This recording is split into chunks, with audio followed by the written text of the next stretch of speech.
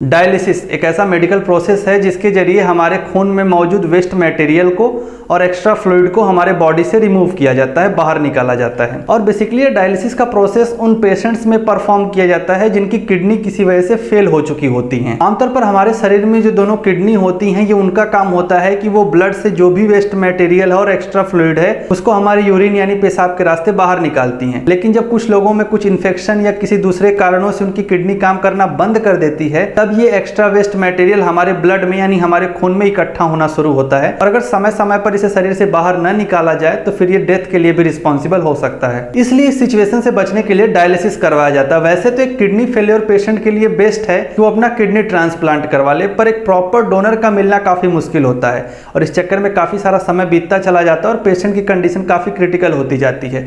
इसलिए doctor recommend करता है डायलिसिस करवाने को। अब डायलिसिस भी दो तरह का होता है, हेमोडायलिसिस, पेरिटोनियल डायलिसिस। हेमोडायलिसिस बेहद आम डायलिसिस है जिसमें एक मशीन के जरिए, जिसे डायलाइजर कहा जाता है, ब्लड को बॉडी से बाहर फिल्टर करके दोबारा बॉडी में एंटर करवाया जाता है। हेमोडायलिसिस के लिए सबसे पहले पेशेंट के हाथों के वेन और आर्टरी को एक सर्जिकल प्रोसेस के बाद आपस में जोड़ दिया जाता है। जिस एरिया में आर्टरी और वेन को आपस में जोड़ा जाता है उसे फिस्टुला कहते हैं। इसके बाद दो निडल की मदद से फिस्टुला को मशीन के साथ कनेक्ट कर दिया जाता है। एक निडल से ब्लड फ्लो होकर मशीन में एंटर होता है, जहां पर मशीन इस ब्लड से वेस्ट प्रोडक्ट को रिमूव करती है और फिल्टर किए हुए ब्लड को सेकंड निडल के जरिए बॉडी में भेजती है। ये सब कुछ 4 घंटे के आसपास चलता है और किडनी फेल्योर के पेशेंट को हफ्ते में 3 से 4 बार इस प्रोसेस को परफॉर्म करवाना पड़ता है।